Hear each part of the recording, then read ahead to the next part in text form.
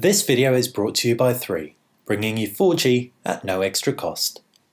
Hey guys, welcome to BTech. It's Basil here with two flagships. We've got the HTC One M8 and the Sony Xperia Z3. Announced at IFA 2014, the Xperia Z3 boasts a better display, a slimmer design, not to mention an improved camera experience. But how does it stack up against one of our favorite phones out now, the HTC One M8? Well, it's got a metal body as well, so it feels significantly more premium in the hand than most flagship counterparts that are plastic.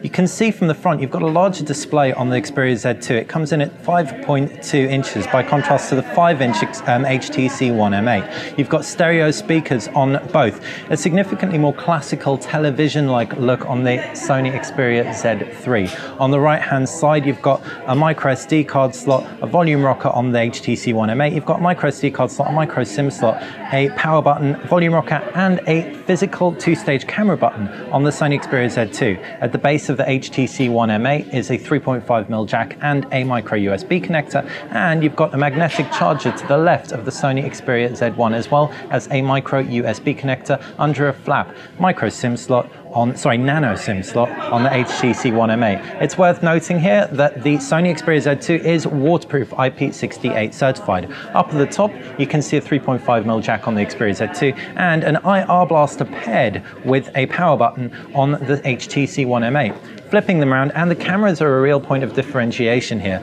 You've got a 4 ultra-pixel camera with a dual LED flash, one warm, one cool. It's a duo camera, so 2 camera sensors to deliver advanced imaging options like a 3D image, for example. Not true 3D, it's worth noting, or indeed a blurred background effect. You can get similar results from applications within the Sony Xperia Z3. Indeed, Sony's really touting these applications as a differentiating factor. You can even live stream to YouTube and do cool stuff like that.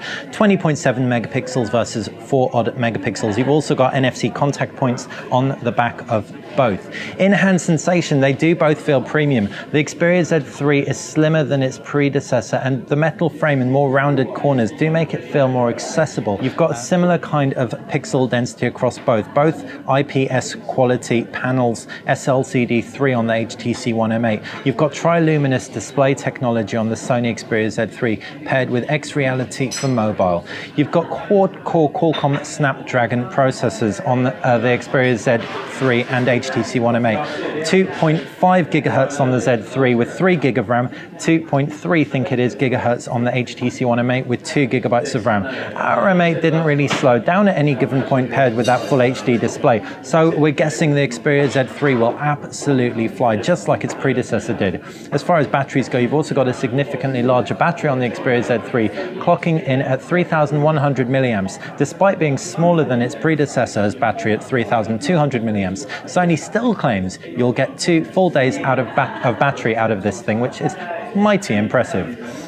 As far as connections go, it's all your standards: Bluetooth 4.0, Wi-Fi Direct, etc. And of course, you're also going to get the very cool PlayStation pairing functionality with the Sony Xperia Z3 exclusive to the Z3 range. So anyone with a PS4, this will be a definite swinger if you're torn between these two phones. Hopefully you've enjoyed our comparison. If you have, make sure you click that like button. If you've got any questions about either phone, want us to try anything out when we get our Xperia Z3 in for review, make sure you fire them in the comments section below and subscribe for more of the same.